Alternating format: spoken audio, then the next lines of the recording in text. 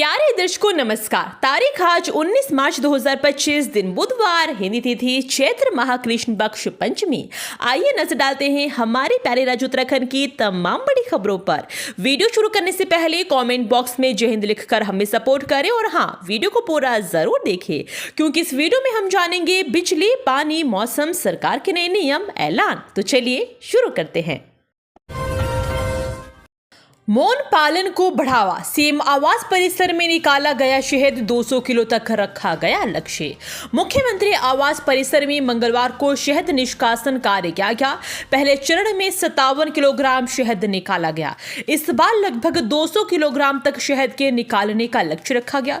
मुख्यमंत्री ने B keeping कार्य को पायलट प्रोजेक्ट के रूप में लेते हुए शहद महोत्सव आयोजित करने के लिए उद्यान विभाग को निर्देश दिए, जिसमें मधुमक्खी द्वारा तैयार किए जाने वाले समस्त प्रोडक्ट महोत्सव में रखने और हर वर्ष शहद महोत्सव की एक तिथि भी निर्धारित करने को कहा। सीएम ने कहा कि उत्तराखंड में मौन पालन की अपार संभावनाएं हैं। राज्य में बहुत मात्रा में फूलों की प्रजातियां हैं जो उच्च गुणवत्ता वाले जैविक शहद उत्पादन में सहायक है। पहाड़ी क्षेत्रों में औषधि गुणों वाला शहद तैयार करने के लिए लोगों को प्रशिक्षण दिया जाए। मौन पालन को बढ़ावा देने के लिए लोगों को जागरूक किया जाए। ऋषिकेश कर्णप्रयाग रेल परियोजना के श्रमिकों को एम्स देगा स्वास्थ्य लाभ। उत्तराखंड के ऋषिकेश स्थित अखिल भारतीय आयुर्विज्ञान संस्थान अब ऋषिकेश कर्णप्रयाग रेल परियोजना में लगे श्रमिकों और अन्य कर्मचारियों को भी टेली कंसल्टेशन के माध्यम से स्वास्थ्य सुविधाएं प्रदान करेगा। इसके लिए सोमवार को रेल विकास निगम लिमिटेड और एम्स के मध्य एक लिखित समझौता किया गया। एमओयू पर एम्स की ओर से कार्यकारी निदेशक प्रोफेसर मीनू सिंह व RVNL की ओर से DGM ओम प्रकाश मालगुड़ी ने हस्ताक्षर किए। प्रोफेसर मीनू सिंह ने बताया कि रेल परियोजना के हजारों श्रमिक इस सुविधा से स्वास्थ्य संबंधी लाभ उठा सकेंगे। उन्होंने बताया कि RVNL को टेली कंसल्टेशन सुविधा उपलब्ध करवाने के अलावा एम्स जरूरत पड़ने पर परियोजना के विभिन्न स्थानों पर श्रमिकों के लिए स्वास्थ्य शिविरों का भी आयोजन करेगा, ताकि रेल परियोजना के कार्य पर लगे कर्मचारी और अन्य श्रमिकों का मेडिकल चेकअप करने के बाद स्थलीय स्वास्थ्य लाभ भी दिया जा सके। इस अवसर पर संस्थान के विधि अधिकारी प्रदीप चंद्र पांडे, प्रमुख निजी सचिव विनीत कुमार, डॉक्टर विवेक सिंह मलिक और ख्याति गुप्ता आदि मौजूद रहे। स्कूल जा रहे बच्चों का 2 घंटे चला मलबा हटाने का पीरियड, पहाड़ी से पत्थर गिरने से बंद हो गई थी सड़क। चंपावत जिले के पाटी में बीते दिवस हुई बारिश से खोली सेरान गोगना सड़क पर जगह जगह मलबा आ गया था। ऐसे में स्कूली बच्चे भी सड़क पर फंस गए। बाद में उन्होंने 2 घंटे की मशक्कत के बाद खुद पत्थर और मलबा हटाकर यातायात सुचारू किया और स्कूल के लिए रवाना हुए। बारिश से खोली सेरान गोना सड़क पर पहाड़ी से पत्थर और मलबा गिरने से सड़क जगह जगह बंद हो गई थी। बाजार के लिए जाने वाले हरीश जोशी, लीलाधर जोशी, सुरेश जोशी आदि वाहन चालक और स्कूली बच्चे भी मलबा आने के कारण फंस गए। बाद में स्थानीय लोगों और स्कूली बच्चों ने 2 घंटे की कड़ी मशक्कत कर सड़क पर गिरे पत्थर और मलबे को हटाया, जिसके बाद मार्ग खुल सका और बच्चे 10 किलोमीटर दूर अपने स्कूल मूलाकोट पहुंच गए। शिक्षकों से वेतन वृद्धि की वसूली पर शासन ने लगाई रोक, आदेश जारी। शिक्षकों के चयन, प्रोन्नत वेतनमान के साथ एक अतिरिक्त वेतन वृद्धि की वसूली पर शासन ने रोक लगा दी है। शासन के निर्देश पर माध्यमिक शिक्षा निदेशक डॉक्टर मुकुल कुमार सती ने इस संबंध में आदेश जारी कर दिया है। प्रदेश में अध्यापकों को 10 साल में चयन और 22 साल में प्रोन्नत वेतनमान दिया जाता है। अध्यापकों के मुताबिक 7वें वेतनमान के बाद ACP व चयन वेतनमान स्वीकृत होने पर एक वेतन वृद्धि दिए जाने का नियम है, लेकिन सरकार ने वर्ष 2019 में एक शासनादेश जारी कर वेतन वृद्धि न देने का निर्णय लिया। इस आदेश के बाद शिक्षकों से वसूली की नौबत आ गई थी। उत्तरकाशी के क्लस्टर विद्यालयों में परिवहन सुविधा के लिए मिली 15 बस, सीएम धामी ने किया फ्लैग ऑफ। मुख्यमंत्री पुष्कर सिंह धामी ने मंगलवार को मुख्यमंत्री कैंप कार्यालय से उत्तरकाशी जनपद के क्लस्टर विद्यालयों में परिवहन सुविधा के लिए 15 बसों का फ्लैग ऑफ किया। मुख्यमंत्री ने कहा कि स्कूली बच्चों के लिए बस की सुविधा उपलब्ध होने से उन्हें विद्यालय आवागमन में समय की बचत होगी। सीएम ने कहा कि इस तरह के नवाचार से बच्चों को पाठन में सुविधा होगी। उन्होंने कहा कि स्कूली बच्चों की सुविधाओं को ध्यान में रखते हुए यह सराहनीय प्रयास किया गया है। उत्तरकाशी जनपद के नगरीय क्षेत्र के 15 क्लस्टर विद्यालयों में छात्र छात्राओं को परिवहन सुविधा उपलब्ध करवाए जाने के लिए जिलाधिकारी उत्तरकाशी द्वारा जिला खनिज न्यास फाउंडेशन की मद एवं अनटाइड फंड से 15 बस क्रय की स्वीकृति प्रदान की गई।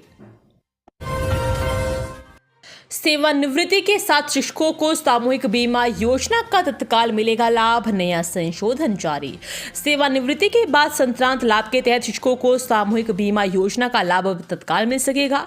उन्हें संक्रांत लाभ की अवधि पूरी होने का इंतजार नहीं करना होगा। सोमवार को सचिव डॉक्टर वी षणमुगम ने सामूहिक बीमा योजना के भुगतान की संशोधित व्यवस्था लागू करने के संबंध में आदेश जारी कर दिया है। सरकार के इस फैसले का लाभ 60,000 से ज्यादा प्राथमिक एवं माध्यमिक शिक्षकों को होगा। जारी आदेश के मुताबिक सेवानिवृत्ति के तत्काल बाद ही बीमा योजना के तहत मिलने वाली वित्तीय लाभ का भुगतान IFMS पोर्टल के माध्यम से होगा। इसके लिए अंतिम वेतन पत्र के स्थान पर सक्षम अधिकारी द्वारा इसका प्रमाण पत्र जारी किया जाएगा। अवैध मदरसों पर पुलिस प्रशासन का बड़ा एक्शन, 4 मदरसों को किया सील, कार्रवाई जारी। पुलिस प्रशासन ने काशीपुर शहर में अवैध रूप से संचालित मदरसों के खिलाफ बड़ी कार्रवाई शुरू की है। अब तक 7 मदरसों की गहन जांच की जा चुकी है, जिनमें से 4 को नियमों का उल्लंघन करने के आरोप में सील कर दिया गया है। कार्रवाई अभी भी जारी है। प्रसव के बाद महिला की मौत, परिजनों का अस्पताल में हंगामा किया, डॉक्टरों पर लगाया लापरवाही का मौत। एक महिला की प्रसव के कुछ देर बाद मौत हो गई। इससे नाराज परिजनों ने अस्पताल में हंगामा किया और डॉक्टरों पर इलाज में लापरवाही का आरोप लगाया। सूचना पर पहुंची पुलिस ने हंगामा कर रहे परिजनों को समझाकर शांत किया। वहीं परिजनों ने डॉक्टरों के खिलाफ पुलिस को तहरीर दी है। नगर के मोहल्ला पठानपुरा निवासी जावेद ने पुलिस को बताया कि 15 मार्च को प्रसव पीड़ा होने पर दोपहर को उसने अपनी पत्नी शमा को लंढोरा मार्ग स्थित एक निजी अस्पताल में भर्ती कराया था। डॉक्टर ने सुरक्षित प्रसव कराने का आश्वासन दिया था। आरोप है कि डॉक्टर ने उसकी पत्नी को इंजेक्शन लगाए थे, जिसके बाद खून अधिक बह गया था। रात के समय पत्नी ने बच्चे को जन्म दिया। बच्चे के जन्म देते ही उसकी हालत बिगड़ गई। अब जो दरख्त परिंदों को पसंद उनको उगाएगा वन महकमा, पहली बार की जा रही ऐसी योजना तैयार। जिन दरख्तों, झाड़ी और लता प्रजातियों पर परिंदे भोजन के लिए अधिक उपयोग करते हैं, उन प्रजातियों को खासकर पहाड़ में उगाया जाएगा। इस व्यवस्था को अनिवार्य बनाने के लिए पहली बार वन महकमे की तैयार हो रही डिवीजनों की 10 वर्षीय कार्य योजना में शामिल किया जा रहा है। इसके लागू होने से पक्षियों के वास स्थल में सुधार आ सकेगा। वन अनुसंधान ने कौन कौन से परिंदे किन वृक्षों, लता और झाड़ियों में भोजन के लिए आश्रित रहते हैं, पहले उसके लिए फीडिंग इकोलॉजी को लेकर अध्ययन कराने का फैसला लिया। इसके तहत विशेषज्ञ ने गढ़वाल में मंडल नामक स्थान पर अध्ययन किया। इसमें देखा गया कि देवदार के जंगल में मिलने वाले हिमालय आईवी नामक लता प्रजाति पर 1-2 नहीं बल्कि 10 तरह से पक्षी आते हैं। इस तरह बुरांश, हिसालू, मेहल, तेजपत्ता, किलमोड़ा, घिंगारू जैसे प्रजातियों पर भी परिंदे पहुंचते हैं। उत्तराखंड के प्रत्येक विकास खंड में बनाया जाएगा क्लस्टर विद्यालय, मंत्री डॉक्टर धन सिंह रावत ने दी जानकारी। विद्यालय शिक्षा विभाग के तहत संचालित क्लस्टर विद्यालय योजना के अंतर्गत प्रथम चरण में उत्तराखंड के प्रत्येक विकास खंड में एक क्लस्टर विद्यालय बनाया जाएगा। इन विद्यालयों में आधारभूत सुविधाएं उपलब्ध कराने के दृष्टिगत स्थलीय निरीक्षण के लिए विकास खंडवार नोडल अधिकारी नामित कर दिए गए हैं। सभी नोडल अधिकारी शीघ्र ही आवंटित विद्यालयों का निरीक्षण कर विस्तृत रिपोर्ट महानिदेशालय के माध्यम से शासन को उपलब्ध कराएंगे, ताकि प्रथम चरण के क्लस्टर विद्यालयों के निर्माण की प्रक्रिया शुरू की जा सके। बाघ ने लकड़ी तोड़ते 2 युवकों पर किया हमला, पेड़ से गिराकर किया लहूलुहान, शोर मचाने पर भागा। काशीपुर में बाघ के हमले से पेड़ पर लकड़ी तोड़ रहे 2 युवक घायल हो गए। घायलों को सरकारी अस्पताल पहुंचाया गया, जहां चिकित्सक ने प्राथमिक उपचार के बाद उन्हें हायर सेंटर रेफर कर दिया। मंगलवार की दोपहर पांडे कॉलोनी गोपीपुरा निवासी हरेंद्र 20 वर्षीय, पुत्र राम नारायण और मुकेश 19 वर्षीय पुत्र राम स्वरूप ग्रामीणों के साथ लकड़ी तोड़ने गए थे। गाँव से करीब 200 मीटर दूर रेलवे ट्रैक के किनारे पेड़ पर चढ़कर दोनों सूखी लकड़ी तोड़ रहे थे। इस दौरान बाघ ने अचानक हरेंद्र पर हमला कर दिया। मुकेश चिल्लाया तो उस पर भी हमला कर दिया और दोनों को नीचे गिराकर बुरी तरह से लहूलुहान कर दिया। ग्रामीणों ने शोर मचाया तो वह उन्हें छोड़कर भाग गया। ग्रामीणों ने परिजनों की मदद से घायलों को एलडी भट्ट राजकीय उप जिला चिकित्सालय पहुंचाया, जहां चिकित्सक ने प्राथमिक उपचार के बाद उन्हें हाई सेंटर रेफर कर दिया। परिजनों ने घायलों को रामनगर रोड स्थित एक निजी अस्पताल में भर्ती कराया है। चिकित्सक के मुताबिक घायलों के सिर, कमर, गले, पैर, हाथों पर पंजे के निशान है। उनकी हालत में सुधार है। मुर्गा बनाकर पीटने का वीडियो वायरल। विधायक बेहड़ बोले, मामले को राजभवन में ले जाएंगे। विधायक तिलक राज बेहड़ ने अपने फेसबुक पेज पर सुरक्षा अधिकारी से संबंधित कुछ वीडियो और फोटो साझा की है। इनमें यह एक व्यक्ति को मुर्गा बनाकर लाठों से पिटाई करते और एक में कपड़े उतारवा कर पूछताछ करते दिखाई दे रहे हैं। इतना ही नहीं, फोटो में वह सुरक्षा गार्डों से मजदूरी भी करवा रहे हैं। अमर उजाला इस वीडियो की पुष्टि नहीं करता है। विधायक बेहड़ ने कड़ी प्रतिक्रिया देते हुए कहा कि उन्हें पंतनगर विवि के कुछ कर्मियों ने वीडियो और फोटो उपलब्ध कराए हैं, जिसको उन्होंने अपने फेसबुक पेज पर साइड किया है।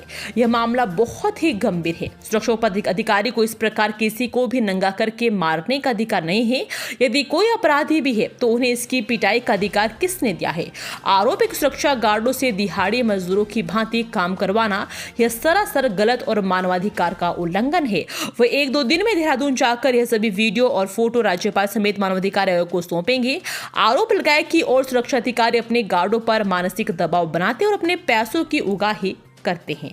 आरोप है कि इस विवादित अधिकारी की कार्यशैली शुरू से ही पक्षपातपूर्ण रही है। हरिद्वार नजीबाबाद हाईवे पर हादसा, अनित होकर सड़क से नीचे खाई में जा गिरी कार, दंपति और बेटा घायल। श्यामपुर थाना क्षेत्र में हरिद्वार नजीबाबाद हाईवे पर एक कार अनित होकर सड़क से करीब 30 मीटर नीचे खाई में जा गिरी। कार में सवार पति पत्नी और पुत्र घायल हो गए। कार सवार परिवार पिथौरागढ़ डीडी हाट का रहने वाला है। सूचना पर पहुंची पुलिस ने तुरंत घायलों को बाहर निकालकर एम्बुलेंस से जिला अस्पताल में भिजवाया, जहां उनका उपचार किया गया। घायलों की हालत खतरे से बाहर है। पुलिस ने क्रेन के जरिए कार को बाहर निकलवाया। ये थी आज की फटाफट खबरें। हम मिलेंगे अगले बुलेटिन में, तब तक के लिए धन्यवाद। जय हिंद।